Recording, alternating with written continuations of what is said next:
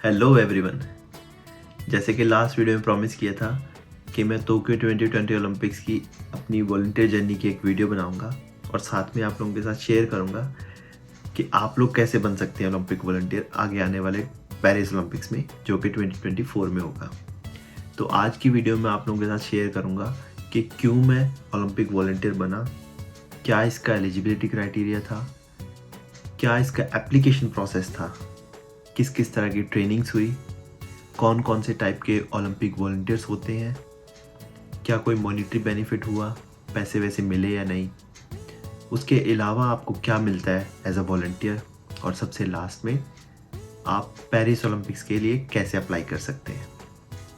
तो चलो शुरू करते हैं आज की वीडियो।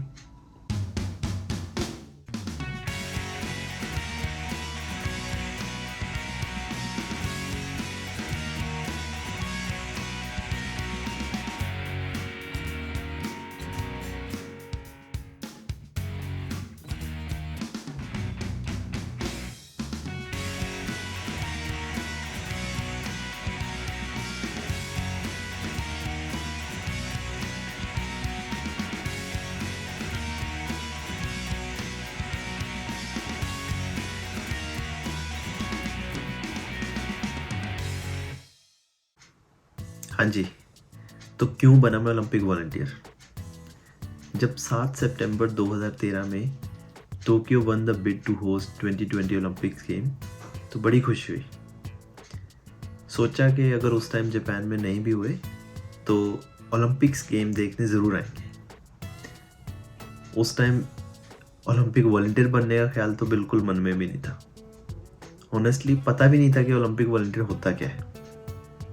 फास्ट फॉरवर्ड दिसंबर 2018 में मैंने कोई न्यूज़ पढ़ी जिसमें था कि टोक्यो को 80,000 वॉलंटियर्स चाहिए गेम होस्ट करने के लिए। और मैंने जब उसका क्राइटेरिया देखा तो वो बड़ा सिंपल था। ऊपर से मैं एक स्पोर्ट्समैन रह चुका हूँ, तो सोचा कि ये तो once in a lifetime opportunity है और अप्लाई करते हैं।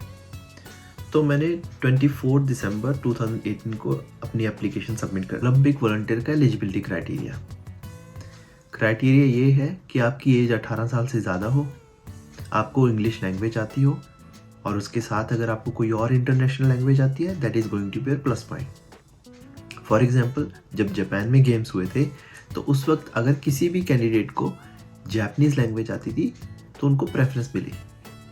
उसके बाद कम से कम आप 10 दिन के लिए एज ए वॉलंटियर काम करने के लिए रेडी हो, आपको ओलंपिक गेम्स की बेसिक नॉलेज हो, और उसके अलावा आप एज ए टीम काम करने के इच्छुक हो। That's it. और अब बात करते हैं एप्लीकेशन प्रोसेस की। जिस कंट्री में ओलंपिक गेम्स होते हैं वहाँ की ओलंपिक कमेटी वॉलंटियर्स के लिए अलग से एक वेबसाइट लॉन्च करती है। टोक्यो 2020 ओलंपिक के केस में volunteer.tokyo2020.org नाम की वेबसाइट लॉन्च की गई थी, जो गेम खत्म होने के बाद बंद कर दी गई। इस वेबसाइट पे न्यू वॉलंटियर रजिस्ट्रेशन का लिंक था, जहाँ पे जाके मैंने रजिस्ट्रेशन की और अपना प्रोफाइल क्रिएट किया। प्रोफाइल क्रिएट करते वक्त मेरे से बहुत सारे क्वेश्चंस पूछे गए, बहुत सारी इन्फॉर्मेशन कलेक्ट की गई। Based upon this information Olympic committee decide करती है कि अगर आप ओलंपिक वॉलंटियर बनने के लिए फिट बैठते हो या नहीं। ध्यान रहे कि आप ये इन्फॉर्मेशन करेक्टली फिल करो, क्योंकि एक बार आपका प्रोफाइल क्रिएट हो गया, आपने सबमिट कर दिया, तो स्क्रीनिंग के बाद आपको इंटरव्यूज़ के लिए बुलाया जाता है, और वहाँ पे based upon that information which you field आपसे बहुत सारे क्वेश्चंस पूछे जाते हैं।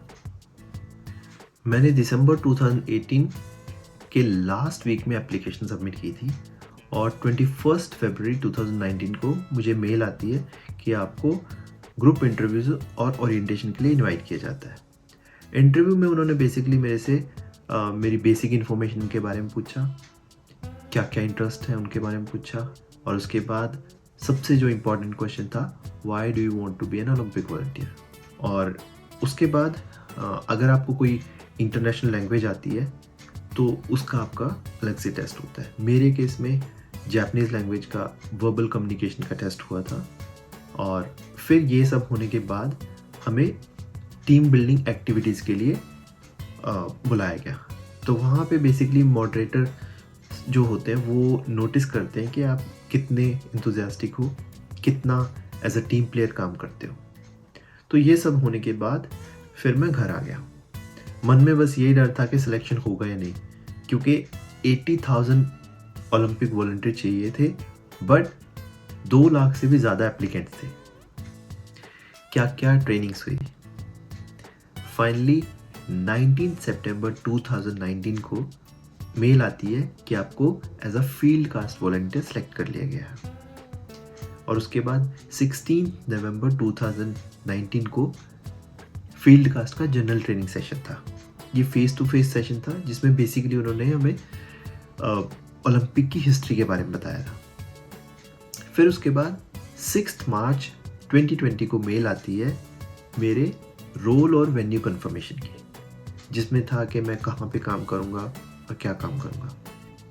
और फिर मार्च में ही ये वैश्विक महामारी आती है 2020 में, जिसने पूरे वर्ल्ड के साथ ओलंपिक की प्रिपरेशन पे भी रोक लगा दी। ओलंपिक कमेटी की तरफ से कोई कम्युनिकेशन नहीं था। ऐसे लग रहा था कि शायद अब गेम्स नहीं होगी।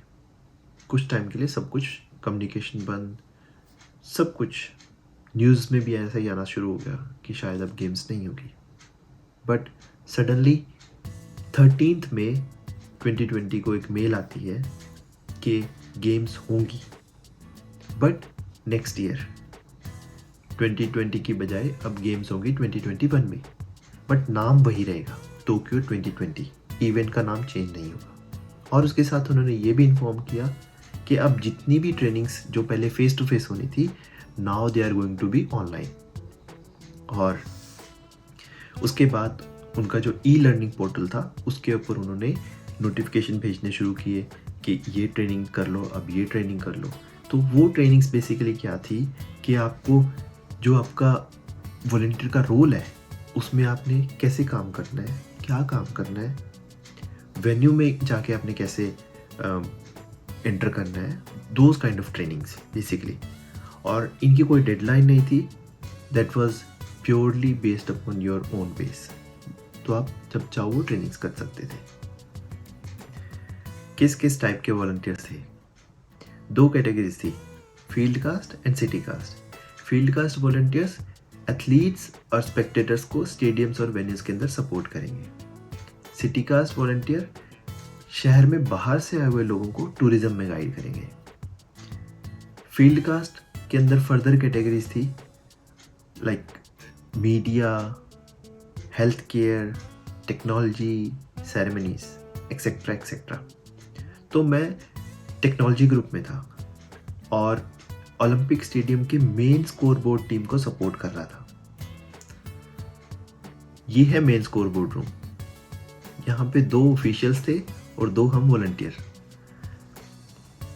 इस मेन स्कोर बोर्ड रूम से हम जो स्टेडियम के अंदर जो बड़ी बड़ी 2 स्क्रीन्स रहती हैं उन पे कब क्या डिस्प्ले करना है उसको कंट्रोल करते थे। कमेंटेटर्स का रूम हमारे साथ ही था और वो हमें अपनी स्क्रिप्ट दे के जाते थे और हम उस स्क्रिप्ट और स्केड्यूल के अकॉर्डिंग उन दोनों स्क्रीन के ऊपर क्या डिस्प्ले करना है उसको कंट्रोल करते थे। It was awesome experience. क्या मॉनिटरी बेनिफिट्स थे?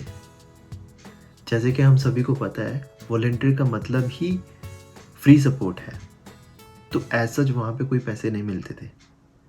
बट हाँ, जिस दिन भी मेरी शिफ्ट होती थी उस दिन मुझे ट्रैवल अलाउंस मिलता था जो कि 1000 येन था, और वो ट्रैवल अलाउंस इस कार्ड में ऐड कर देते थे। मैंने आज तक ये कार्ड यूज़ नहीं किया है because I want to keep it scratch free in my memories. तो इसके बैक साइड में ये जो मैग्नेटिक स्ट्रिप है, तो अगर इसको यूज़ करूँगा then I need to swipe it, which I don't want to do. उसके अलावा लंच और डिनर यहाँ पे फ्री था। एक और बेनिफिट जो था वो रियो 2016 में था कि जो बाहर से वॉलंटियर्स आए हुए थे दूसरी कंट्री से, उनके रहने का भी इंतज़ाम किया हुआ था। बट टोक्यो ओलंपिक में ऐसा नहीं था क्योंकि यहाँ पे बाहर से दूसरी कंट्री से कोई वॉलंटियर ट्रैवल ही नहीं कर पाया। आपको क्या मिलता है एज अ वॉलंटियर? पैसे के अलावा जो पर्क्स थे वो प्राइसलेस थे। सबसे पहला जो बेनिफिट था वो था मेरा ये आईडी कार्ड। इसमें मुझे स्टेडियम के अंदर, ओलंपिक स्टेडियम के अंदर सभी एरियाज़ के एक्सेस थे। मैं कहीं पे भी जा सकता था, किसी भी एरिया में, आइदर वीआईपी और ब्रॉडकास्टिंग और athlete area, I was allowed to go anywhere, which was the biggest benefit.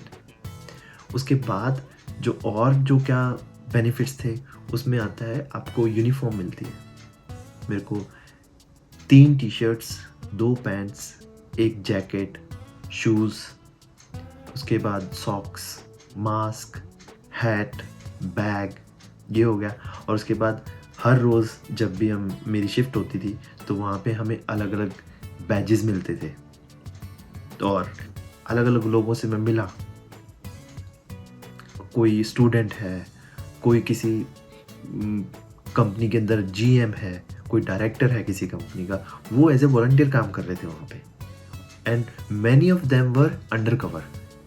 But जब उनसे बात करी कि भी हाँ आप क्या करते हो, तब उन्होंने थोड़ा डिस्क्लोज़ किया, बताया कि भी हाँ मैं उस कंपनी में, कोई हिताची में है, कोई यहाँ पे सोनी में काम कर रहे हैं। और मतलब because it was very big opportunity. तो हर कोई इसमें कंट्रीब्यूट करना चाहता था, पार्टिसिपेट करना चाहता था। तो बड़े बड़े लोग आए हुए थे, स्टूडेंट्स थे। स्टूडेंट से बात करके बड़ा अच्छा लगा कि वाई यू आर डूइंग। तो एक अलग तरह का एक्सपोजर था जो मॉनेटरी बेनिफिट से कहीं ज़्यादा था। And last but not least, I was part of this historic Olympic. Paris 2024 Olympic में कैसे अप्लाई करें, इनका भी एलिजिबिलिटी क्राइटेरिया बिल्कुल सेम है। On 1 January 2024 you should be 18 years or older and you should be able to speak French और English language। अगर आपको इंग्लिश के साथ फ्रेंच आती है वो तो बेस्ट है, बट अदर देन फ्रेंच अगर कोई और आपको इंटरनेशनल लैंग्वेज आती है तो आपके वॉलंटियर बनने के चांसेस इंक्रीज हो जाएंगे। पेरिस ओलंपिक की वॉलंटियर एप्लीकेशन फरवरी 2023 में ओपन होगी। सितंबर 2022 में एग्जैक्ट डेट आएगी। तो इस साल सितंबर में आप paris2024.org वेबसाइट पे जाके आप एग्जैक्ट डेट चेक कर सकते हैं। इसके अलावा मैं अपने चैनल पे और इंस्टाग्राम पे भी आपको इसका अपडेट देता रहूँगा।